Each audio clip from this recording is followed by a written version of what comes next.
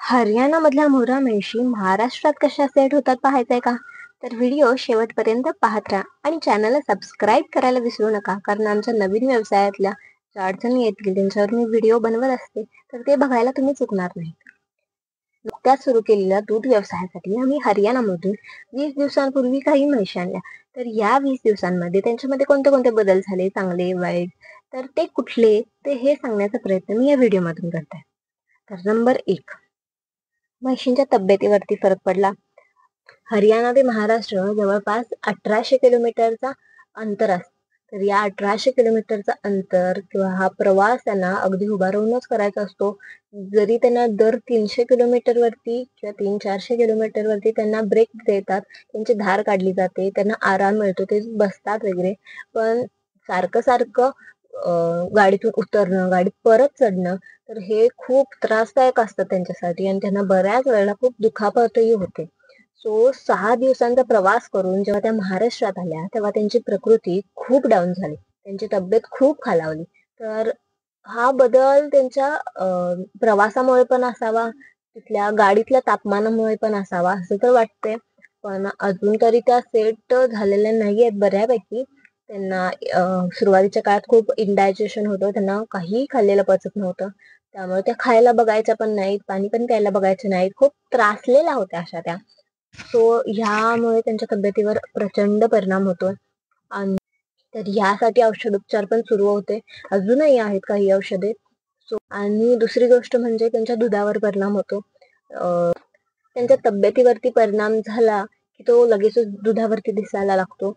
तर हे पण प्रवासामुळेच असू शकतं.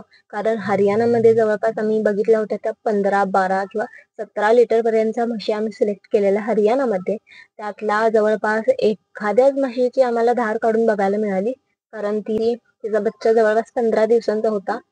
सो तिनं जवळपास 12 ते 13 लिटर दूध तिथं हरियाणामध्ये दिलं आणि महाराष्ट्रात आल्यानंतर ती सुरुवातीच्या काळात एक 10 लिटर, नंतर 11 लिटर आणि आता 12 पर्यंत ती आलेली आहे. चांगलं दूध देते ती. पण बाकीच्या म्हशींसोबत असं झालं नाही, कारण त्यांच्या बाबतीत असं झालं की त्या नुकत्याच व्यायलेल्या होत्या. 2 ते 3 दिवसांचे त्यांचे बच्चे होते. सो त्यांचं दूध काही काढून बघता आलं नाही. पण थोडंसं आम्ही लक्ष दिलंच होतं त्यांच्यावर, की एकदम थोड्याशा अंगाने होत्या, तब्येत होती त्यांची कास चांगली होती. ह्या सगळ्या गोष्टी पण होत्या. पण आता प्रवासामुळेच हा बदल आहे की अजून काही, हे तर काही कळायला मार्ग नाहीये. त्यामुळे अजून थोडे दिवस गेल्यानंतरच काही गोष्टी उघडतील. तर बघूयात अजून गोष्टी काय कशा पुढे जातात. आणि नंबर 3 म्हणजे त्यांच्या बच्च्यावर परिणाम होतो. म्हणजे म्हशींच्या तब्येतीवर परिणाम तर होतोच होतो, बच्चांच्या तब्येतीवर पण परिणाम होतो. ते अगदी छोटासा जीव आहे, 2-3 दिवसांचा. त्यामुळे इतका लांबचा प्रवास उभा राहून त्यांना झेपत नाही तो प्रवास अक्षरशः. आणि परत गाडीतून उतरताना चढताना शेवटी त्यांना दुखापत होतेच होते. आणि एखाद्या वेळेला काय होतं की गाडीत टर्न घेत असताना घाटातून वगैरे एखाद्या म्हशीचा चुकून त्यांच्यावर पाय पडला तर त्यांना भरपूर दुखापत होते. एखाद्या वेळेस त्यांचा जीव जातो. असं एकदा आमच्या एका बच्च्यासोबत घडलं. अजून एका बच्च्याला खूप अशक्तपणा आला, विकनेस आला, तो नाही जगू शकला. तर दूध पण त्याला पिता नाही आलं, म्हणजे त्याची इच्छा नव्हती दूध प्यायची आणि शेवटी तो दगावला. बाकीचे बच्चे जे महाराष्ट्रात आमच्या फार्म मध्ये आल्यानंतर एक 2-3 दिवसामध्ये ते पण दगावले, 3 बच्चे. पण ते पण अशक्तपणामुळे झालं. ते दूध पण ते प्यायला बघत नव्हते, वरून पाजलं तरी ते स्वीकारत नव्हते. त्यामुळं पण त्यांना अशक्तपणा येऊन ते दगावले. बाकीचे जे 5 बच्चे आता आहेत त्यांची तब्येत व्यवस्थित आहे, हेल्दी आहेत ते. त्यांना व्यवस्थित औषधोपचार आम्ही देतोच आहोत. म्हशींना पण औषधोपचार चालू आहेत. कॅल्शियम वगैरे सुरू आहे. दंताची गोळी त्यांना दिलेली आहे. तर बघूया अजून दुधावरती त्या कशा परिणाम करतात, बच्चांची तब्येत कशी होते आणि म्हशींची पण तब्येत सुधारायला हवी. आणि एक गोष्ट बच्चांच्या बाबतीत म्हणजे हरियाणामध्ये आम्ही म्हशी घेताना एका म्हशीच्या बच्चाला त्याच्या गळ्याभोवती थोडीशी गाठ फुगल्यासारखं दिसत होतं. तिथे व्हिडिओमध्ये दिसेलच. तर ते फुगल्यासारखं दिसत होतं. तर आम्ही त्यांच्या मालकाला विचारलं तर त्याने सांगितलं की तिथं गांजीन वगैरे चावल्या आहे म्हणून होते. पण इथं आल्यावर कळलं की असं काही नाही आहे आणि त्याला पाण्याची गाठ झालेली आहे. सो ते पाणी पण त्याच्या गळ्यातून काढावं लागेल, नाहीतर ते वाढत जाईल. सो असं पण थोडंफार फसवणूक होत असते हरियाणामध्ये. तर ह्यापासून पण वाचायला हवं. थोडंसं लक्ष देऊन तुम्ही जर म्हशी घेणार असाल तर नक्कीच लक्ष देऊन घ्या, असा मी सल्ला देईन. सो अजून एक महत्वाची गोष्ट म्हणजे प्रवासादरम्यान, मग तो प्रवास हरियाणामधल्याच शहरांमध्ये गावांमध्ये होत असेल किंवा हरियाणा ते महाराष्ट्रामध्ये जरी होत असेल, तरी प्रवासादरम्यान जर दुसऱ्या म्हशीचा मूत्र एखाद्या बच्च्यावर पडला तर त्याची आई त्याला चक्क नाकारते, ती त्याला स्वीकारतच नाही, कारण ती त्याचा वासच विसरलेली असते. मग आमच्यासोबत पण घडलं एका म्हशीसोबत असं, ती त्याचा वास विसरली. इथं आल्यानंतर आम्ही त्याला वॉश केलं, चांगलं त्याला स्वच्छ केलं, तरीही ती त्याला स्वीकारायलाच तयार नाही.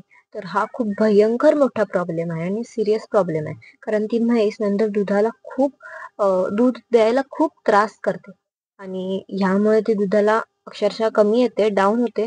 तर त्या म्हशीला आम्ही लेवल अप करण्यासाठी किंवा तिची दुधाची क्षमता वाढवण्यासाठी खूप प्रयत्न चालू आहेत आमचे आतापर्यंत. आणि अजून कुठले तरी एक्सपेरिमेंट आम्ही तिच्यावर करतच आहोत, की हे केल्यानंतर काय होईल, हे केल्यानंतर दूध वाढेल का. तर असे बरेच प्रयत्न आमचे चालूच आहेत, औषध चालू आहेत, डॉक्टरांना बोलवलं आहे, पण अजून तरी ती स्टेबल झालेली नाहीये.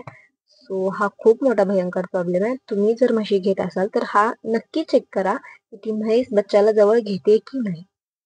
हे आमच्यासोबत आम्ही जी खरेदी केली, तर ही आमच्या म्हशींची खरेदी आहे. जवळपास 10 म्हशी आम्ही घेतल्यात. त्यातली एक मेंढ आहे. मुर्रा जातीचीच आहे ती, पण तिचे शिंग खाली असल्यामुळे तिला मेंढा म्हणतात. दुधाला पण चांगली आहे. आता तिचं 10-11 लिटर दूध सुरू आहे, त्यामुळे चांगले आहेत. आता म्हशी आम्ही घेतलेल्या तिथं तर खूप छान होत्या. पण इथं आल्यावर त्यांना प्रवासामुळे जरा अशक्तपणा आहे अजून.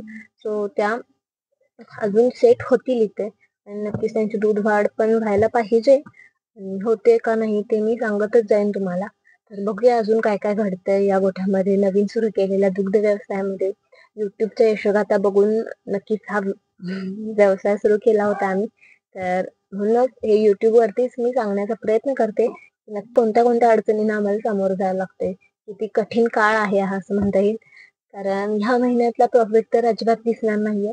भरपूर खर्च झाला या महिन्यात त्यांच्या औषधांवरती वगैरे.